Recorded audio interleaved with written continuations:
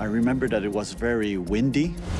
As a typhoon bears down on Taiwan, a 747 hurtles down the runway at Chiang Kai-shek Airport. V1. V1. Your chances of being in an airplane crash are vanishingly small. At a certain time, the plane kind of lost it. On October the 31st, 2000, 159 passengers could not beat the odds. The midsection people, they were killed by the fire and smoke. Many are left wondering, I was in the rear section of the aircraft. could the key to surviving a plane crash be a matter of choosing the right seat? Run as far away as you can!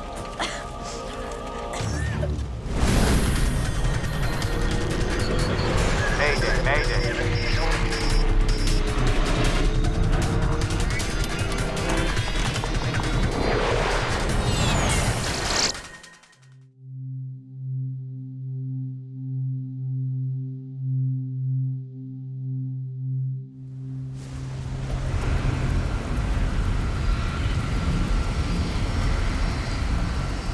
Singapore Airlines Flight 6 taxis to the runway through heavy wind and rain at Taipei's Chiang Kai-shek Airport.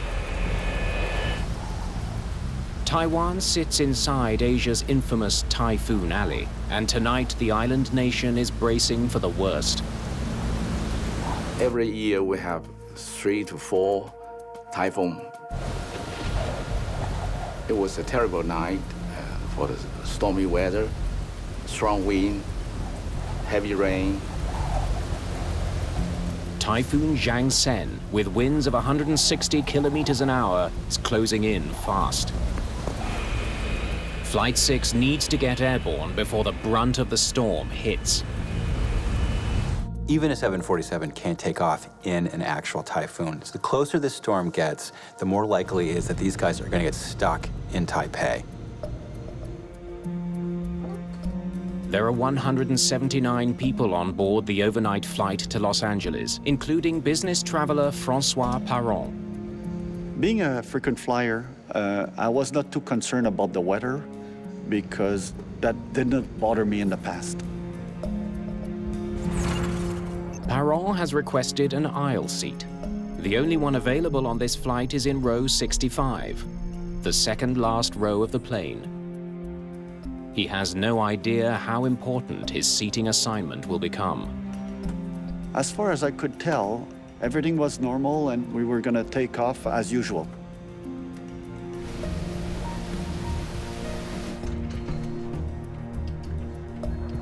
Singapore 6, for your information, surface wind 020 at 24, gust 43. Thank you, sir. Singapore 6. Let me know when it hits 30. If the crosswind hits 30 knots, the crew will have to abandon their takeoff. As we were taxiing down the runway, I remember that it was very windy and that the plane was moving left to right.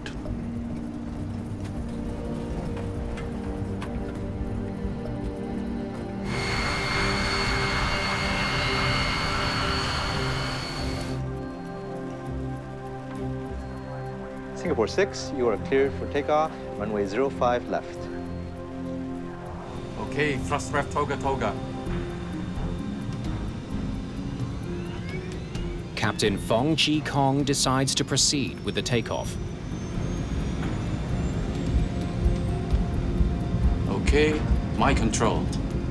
The 747 accelerates towards takeoff speed, 290 kilometers an hour. V1. V1. As the plane was gaining speed to take off, at a certain time, the plane kind of lost it.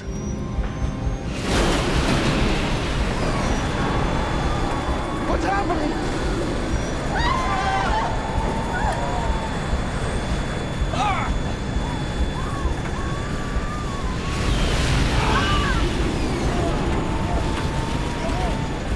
I took the safety position. Then I felt the airplane spinning around. It was like inside of a merry-go-round. I thought I was gonna die. The plane's tanks are loaded with 125,000 kilograms of fuel. It ignites immediately. Then I opened my eyes and I saw a fireball coming at me. I was lucky enough to bend down and hide from the fire coming by me. I got burns on my hands and my arm.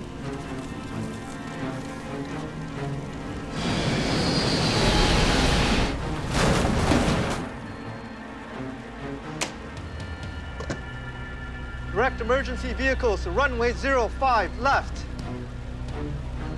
Singapore 6. Do you read? Singapore 6. Let's go, go, go!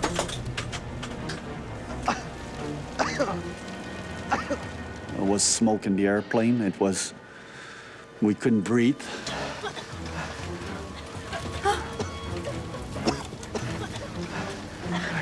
Everybody, move forward quickly.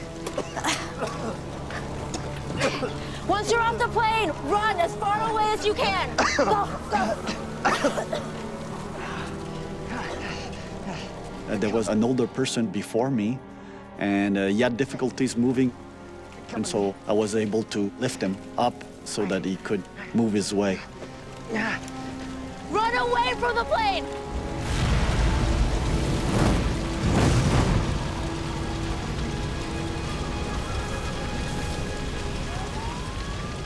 There was a stewardess there. She showed me the direction, where to run. And then we were asked to run away as fast as possible. Rescuers must battle both the flames and the violent storm. It takes about 15 minutes to control the fire and 45 minutes to extinguish all of them. So it's a difficult task for the firefighters. The massive 747 has broken into pieces.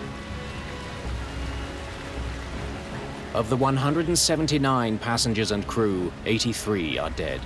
Most victims were seated in the middle of the plane, where the fuel-fed fire was most severe. Unfortunately, the midsection passengers, they were killed by the fire and smoke.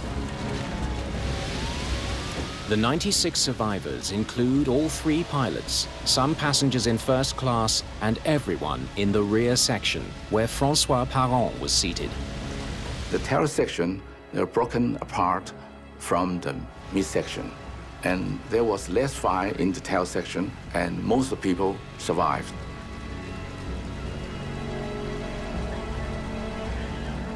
One of Asia's busiest airports is immediately closed. It's now up to the Aviation Safety Council of Taiwan to determine the cause of the disaster. When I went to the crash site, I can see all the wreckage spread on the runway. And most of the wreckage were already burned by the post-impact fire. Jeff Wise is an expert in aviation accidents and their causes. When you're an investigator looking at a crash scene, you have to keep an open mind. You have to assume it could be any conceivable factor, from the machinery to the human factors to the weather to who knows what. Much of the wreckage is on a runway adjacent to 5 left. Investigators' first thought is, did fierce winds blow the plane off course? The weather in Taiwan, the whole Taiwan is very bad. In CKS Airport, the gusts up to 50 to 60 knots. As the typhoon moves in, the winds grow even stronger, making the investigators' work next to impossible. During the stormy weather, it's difficult to do anything outside at the accident site. They can even stand on the runway because the wind is very strong. Let's get inside. This will have to wait. Close examination of the crash site is put off until the storm passes. But investigators want to talk to the flight crew right away. Thomas Wang is the ASC's lead human factors investigator. As investigators, we believe that we should interview the pilot or operator as soon as possible because we believe that human memory will fade over time. Just as a machine has certain failure modes, ways in which it will most likely break, a human being has specific ways in which they're more likely to fail psychologically. And this is what a human factors investigator is looking for. Captain Fong Chi Kong is interviewed within hours of the crash. What happened? We collided with something on the runway. V1. Just as we hit V1. There's something there! There was something on that runway. Could you tell what it was? No. We could not see all the way down the runway. What happened after you collided? We tried to pull up, but it was too late. We called for an evacuation, but the intercom was dead. Evacuate! Let's go, go, go, go! We attempted to get everyone out of the plane as quickly as possible, but the fire was so intense. There was something on that runway that should not have been there. The focus of the investigation now shifts from the weather to a potential obstacle on the runway. But the search for answers will have to wait until calmer skies return to Taipei.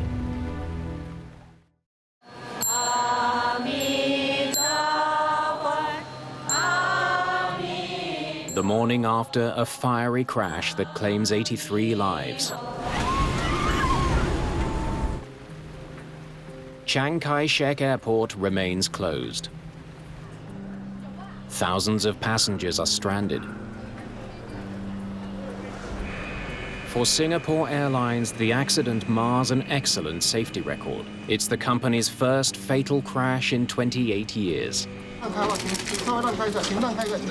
Media speculation focuses on the pilot's decision to take off in the face of an oncoming typhoon. With the weather now improving, investigators scour the wreckage for clues. If Flight 6 collided with something on the runway, they need to figure out what it was. It's difficult for us to collect all of the information, all of the wreckage, because it's blown to everywhere. Accidents during takeoff can involve more than one aircraft. In 1991, a SkyWest Metroliner preparing to take off from Los Angeles was crushed by a US Air 737 attempting to land on the same runway. 34 people were killed.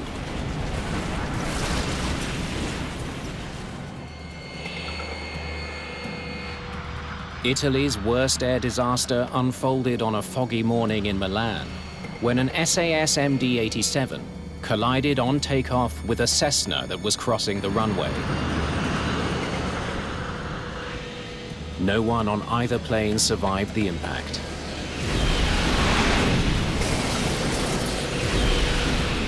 "118 people died. Any signs of another plane? And no other flights unaccounted for. But at Chiang Kai-shek Airport, this is quickly ruled out. All of the debris appears to be from just one plane, Flight 6. He didn't hit a plane. Investigators need to identify the thousands of pieces of mangled wreckage. Part of the flap assembly. Right wing. The precise location of the pieces should tell them how the 747 came apart. On closer inspection, they make an unexpected find. It looks like pieces of construction equipment are mixed in with the aircraft debris strewn across the pavement. It wouldn't be hard to imagine some large object being blown into an engine or knocking out the windshield. There's lots of things that could have happened. Chiang Kai-shek Airport has 3 runways. Runway 6 is at the airport's south end. Runway 5 left is the one Flight 6 was using. Parallel to that is runway 5 right, a runway closed for construction. Investigators consider the possibility that loose material from the construction site could be the culprit. Maybe the heavy, strong wind blow out something and hit the aircraft, and the aircraft then crash just after the takeoff. If construction material was not properly secured, it might have blown onto runway 5 left directly into the plane's path. There's something there. But investigators soon find evidence that tells a different story. Tire tracks on runway 5 right, heading straight towards the construction equipment. This runway has been closed for weeks. There should be no fresh tracks on it. We can actually see the tire mark of this aircraft starting from the takeoff point all the way to the first impact point. We can still see that gray tire mark on the runway.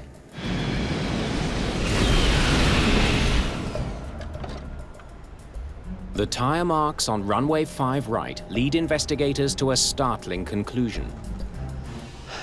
This is our point of impact.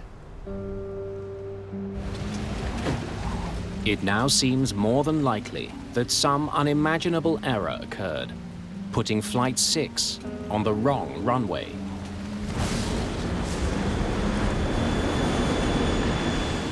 We have to compare the tire mark with the data we collect from the flight data recorder, and we put it together. The only way to confirm the flight's route is to find the black boxes. The black box is the flight recorder and the copy voice recorder.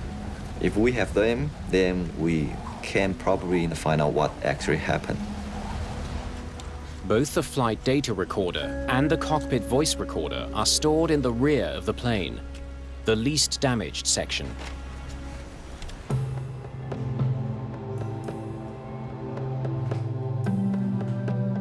Investigators are able to study the information within a day of the crash. When we get the information out of the recorder, we read it, then we can know the exact position of the aircraft. They compare positioning information from the flight data recorder to a satellite image of the airport. It confirms their theory. Well, he's lining up with the wrong runway. Somehow, the plane ended up on runway 5 right instead of 5 left.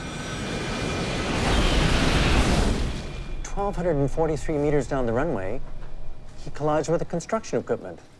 He was supposed to be here. How did they end up here instead? It doesn't seem like a very obvious mistake to take off on a wrong runway.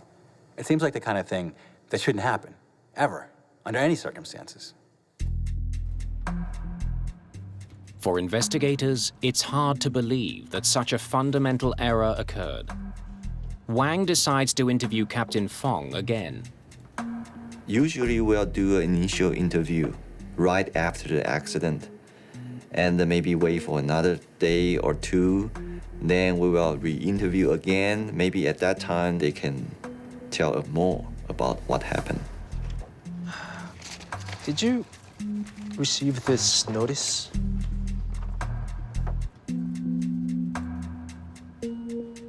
Of course I did.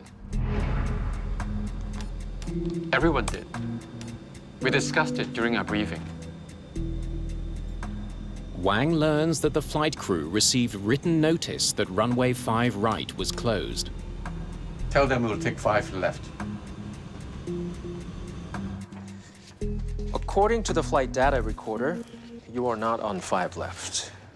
The accident took place on 5 right. You collided with the construction equipment on 5 right. Here's the point of impact.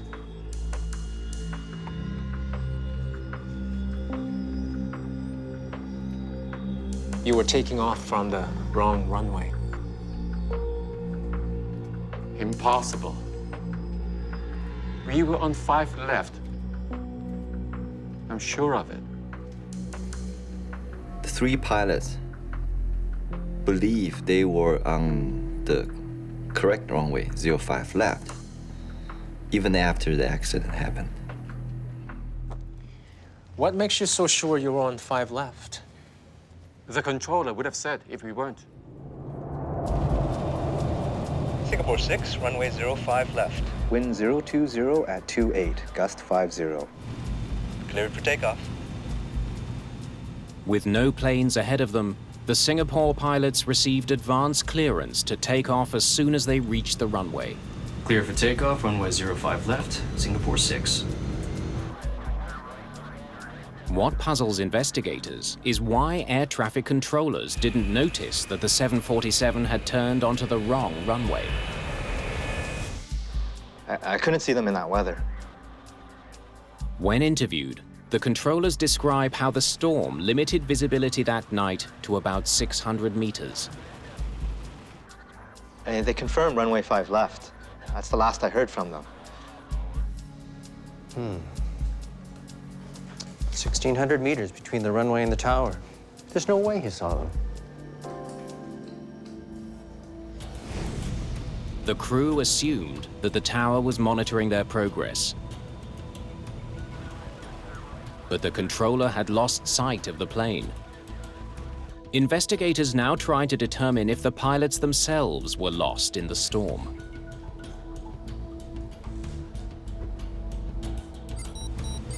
How was the visibility? Could you see where you were going the whole time? We couldn't see very far, but we could see far enough. Cyrano studied the map while I followed the taxi lights. It led us directly to the runway. Okay, green lights are here. It appears that the crew had no trouble seeing their route as they taxied. Yet Flight 6 still ended up on the wrong runway. Was this the map you were using? Yes, You didn't have any trouble reading it? I wasn't reading it. My first officer and the relief pilot were following the map. I only glanced at it when the route changed. They changed the route? Yes. Wang learns that the ground controller issued a last-minute change for their route to the runway. Singapore 6 requests taxi. Singapore 6, taxi to runway 06 via taxiway. Correction, runway 05 left via taxiway Sierra Sierra, West Cross, and November Papa. I missed that. What was it? Sierra Sierra, West Cross, and November Papa. Pilots have to deal with last-minute changes all the time. The situation becomes complicated, it becomes hairy. Now you've got a typhoon bearing down on you, you've got time pressure. You're also having to deal with a difficult environment for taxiing. You've got crosswinds, you've got gusts.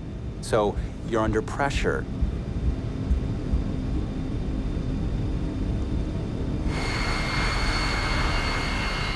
Investigators need to understand how the crew responded to that pressure. They turn to the cockpit voice recorder. If there was any confusion in the cockpit on the way to the runway, the recording could reveal it. CVR can provide investigators a sense of what the environment that the pilot are actually working in. Tell them to take 5 left. What's the latest weather? This is the latest. 02036, gust 52, still within limits. That's better. More on the headwind side. The crew runs through all the mandatory procedures. Taxiing slowly. Okay, turning left. Skidding right. A lot of rudder work here. Crosswinds. Yeah. They don't seem confused. What they heard was a crew that was calm, that was focused, that was doing what they needed to do. They're doing the procedure, checklist, they check the weather, they discuss the safety issues. So if pilot doing everything they're supposed to do, why didn't the accident happen?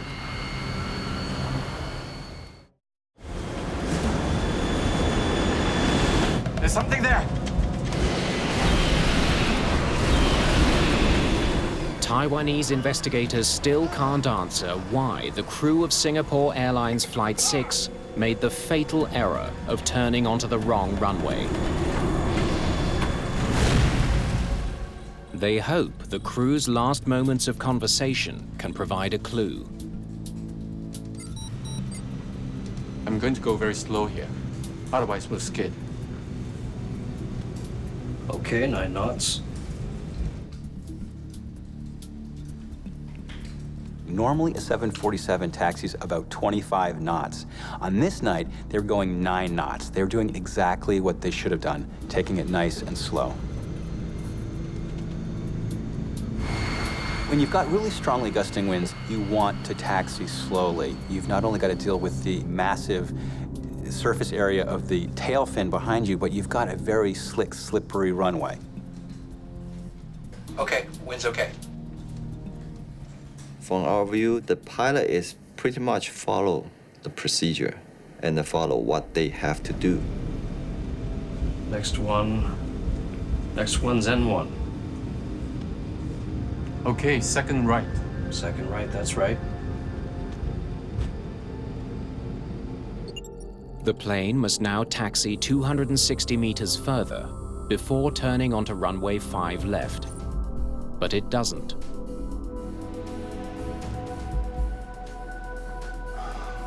So why did they turn here? Investigators study the pilot's work records, looking for anything that could help explain their mistake. We will collect the pilot's training record at least for 3 years before the accident. Captain Fong Chi Kong started with Singapore Airlines as a cadet over 20 years ago. He'd flown out of this airport more than 10 times.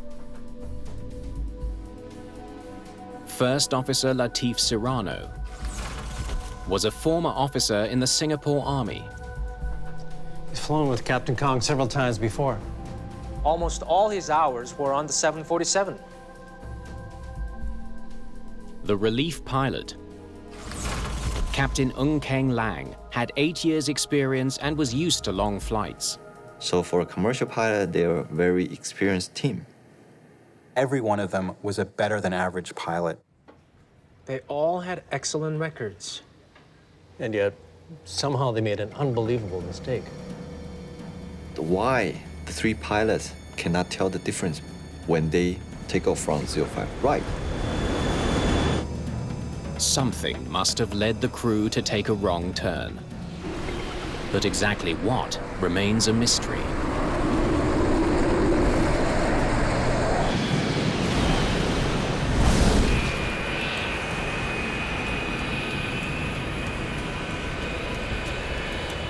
Determined to find out what went wrong on Flight 6, investigators decide to put themselves in the pilot's seat, the cockpit of a 747 at Chiang Kai-shek Airport. All right, let's get going. In similar weather conditions, they follow the route taken by Flight 6. We want to know what the pilot's working environment and what outside environment may affect their decision, situation awareness or their decision making during that night. They taxi slowly towards runway 5 left, matching Captain Fong's speed. Okay, take the turn on N1, nice and slow.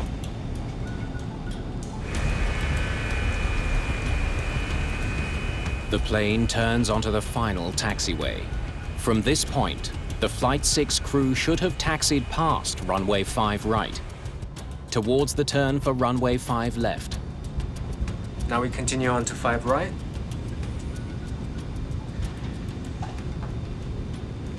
How could they have missed that sign? It's huge. Signs marking 5 right are clearly visible from the cockpit.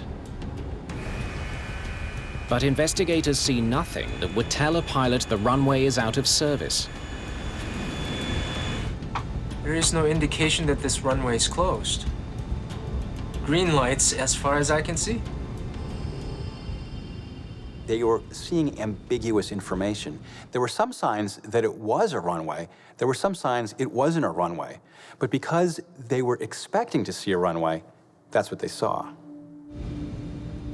But inside the cockpit, there is an indication that the plane is on the wrong runway. The instrument landing system isn't locking onto a beacon that should be dead ahead. This should tell you something's not right. If the plane had been on the correct runway, the display would have been centered. Before departing, pilots program the plane's computer to lock on to a beacon at the end of their designated runway. Flight 6's navigation system would have been scanning for that signal just before takeoff. The beacon was clearly off to their left, not ahead of them.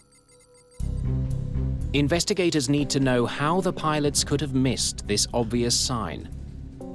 They once again study the information from the FDR and compare it to the cockpit voice recorder. Okay.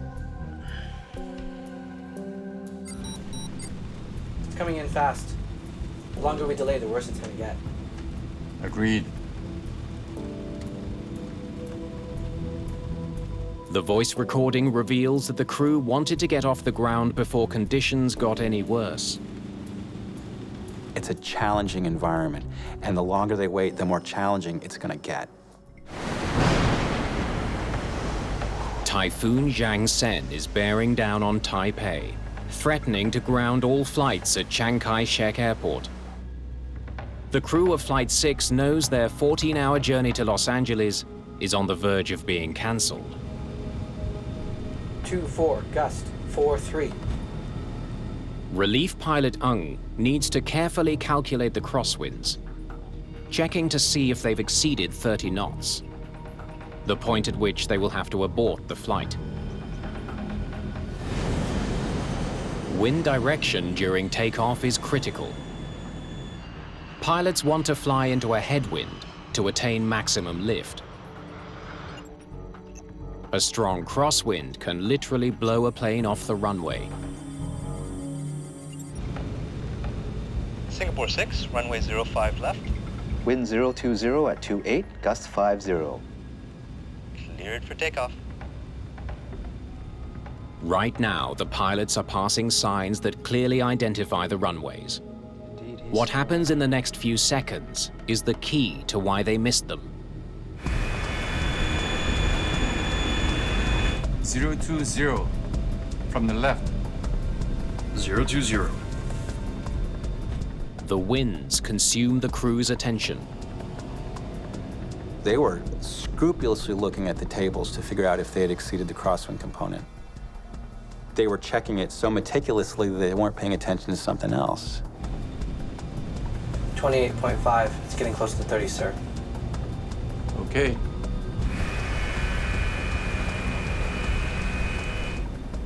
The captain was taxiing the aircraft in very slow speed, and the first officer is doing the before takeoff checklist, and the relief pilot is working on the crosswind component.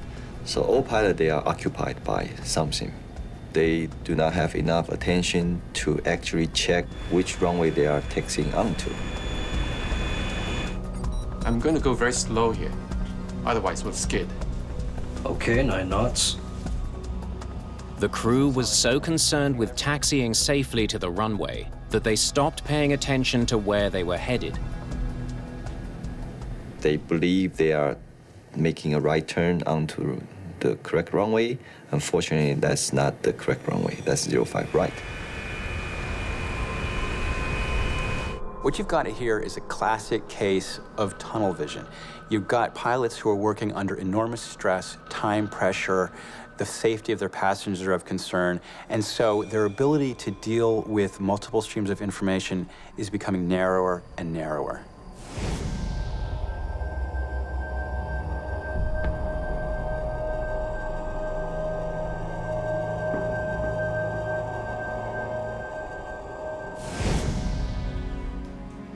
Investigators also consider the possibility that Captain Fong's extreme caution might in fact have worked against him.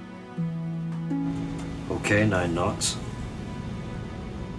The captain intentionally taxis slowly. The captain says to the crew, keep it slow, be careful, let's really focus on what we're doing. And they do, but they focus on the wrong things. Captain Fong was taxiing at a speed of 9 knots, about 16 kilometers an hour. Because the turn took so long, Captain Fong might have thought he'd gone further than he really did. So much time had passed that he may have thought he had already reached runway 5 left. One of the real heartbreaking moments of this tragedy is that instant when they come so close to noticing that something's wrong. Just before takeoff, the crew had one last chance to avoid disaster. The first officer points out they're nowhere near the center line of the runway. And the PVD hasn't lined up. It should have been a warning to the crew that something was wrong. Never mind. We can see the runway just fine. Captain Fong ignores the warning. The big irony of this crash is that they were taking off in very dangerous circumstances, near the limit of what their plane was capable of handling. But it wasn't the weather that did them in, but rather the pressure of dealing with the storm distracted them from what turned out to be the real question: were they in the right place? Ready, sir. Left aileron into wind. The human brain is always trying to convince itself that it has a complete picture of what's going on. And so that when contradictory information comes in, there's a tendency called confirmation bias to ignore it and to concentrate on what you think is happening. Okay, my control. V1. V1. What happened next was inevitable.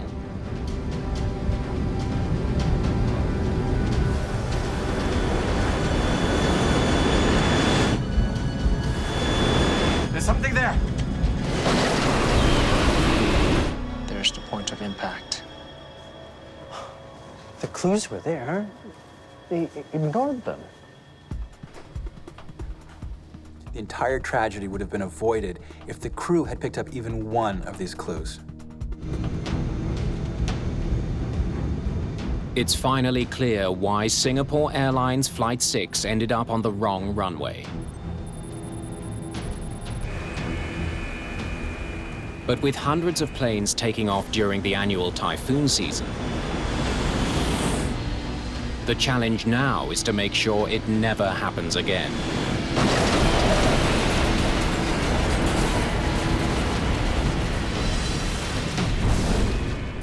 Taiwan's Aviation Safety Council recommends swift changes to pilots' procedures and training. They recommend more frequent communication between controllers and pilots who are taxiing in poor weather. Pilots must now report each of their movements to the controller as they make them. Currently turning left onto taxiway November 1. New checklists are also designed, which include a visual confirmation step, forcing pilots to confirm that they're on the correct runway before they take off.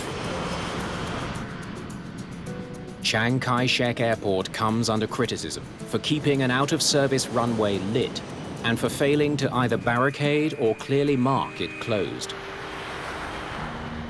Chiang Kai-shek was not compliant with current international airport regulations.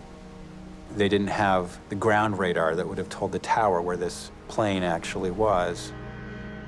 In aviation, Fatal crashes are the most powerful catalysts for change. Following the disaster, authorities install ground radar at the airport in Taipei. It allows the tower to track a plane's position, even in bad weather.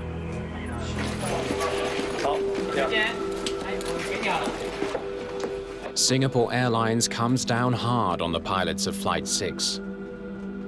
The captain and first officer both lose their jobs.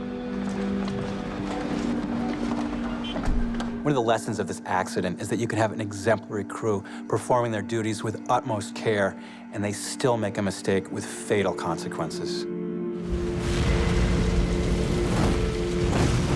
The crash of Flight 6 also highlights another lesson. The decisions passengers make before takeoff, including where to sit, can sometimes make the difference between life and death.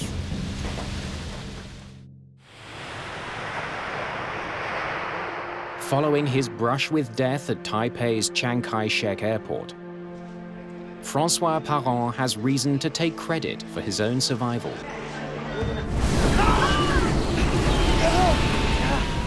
It was just basic survival instinct, and we had no time to think about what's happening. When I realized that my life was at risk, I had a thought for my family, and that gave me the energy to do something to save my life. Run as far away as you can! Go, go! They say that fear is contagious, and that's particularly true in a closed environment where people are fairly densely clustered together. Move forward, quickly! Fear is contagious, but so is courage. Come! Come!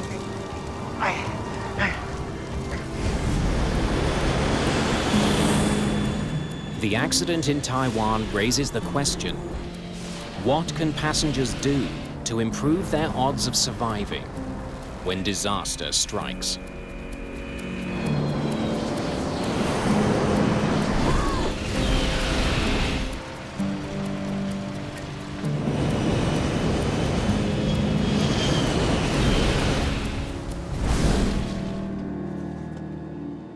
Although experts do not all agree, statistics suggest some seats are safer than others. Studies have found that there is a slightly higher percentage of survival in the back of an aircraft. During a crash, the tail section can break away from the main fuselage and the wings where fuel is stored. Though opinions vary, some statistics show that passengers seated at the rear of the plane have the highest average survival rate, 69%. In the over-wing section, that number drops to 56%. In the forward section, your odds of surviving a crash are less than even, 49%. Many experts believe that sitting within 5 rows of an exit gives you the best chance of survival. Also, aisle seats are slightly safer than window seats. I was sitting on an aisle seat in the rear of the aircraft. Most accidents take place on takeoff and in landing. So if you're concerned about surviving on an airplane, that's the time to pay attention. This plane is equipped with 10 exits, 4 at the front, 4 at the back, and 1 over each wing. Please make sure if the passengers listen to the safety briefing, they know what they have to do in the first seconds. They know how to get out of the aircraft. In the seat pocket in front of you, there's a safety card. On it, there's a diagram that shows you how to get to the exits. Look at it. Just put in your mind what you have to do to get there. Because when things go crazy in the smoke and the darkness, you won't be able to figure it out. But one statistic stands out above all others. Your chances of being in an airplane crash are vanishingly small. They say it is probably true that you're more likely to get into an accident driving to the airport than you are in the airplane. I think there are better things to worry about than where you're sitting when your airplane crashes.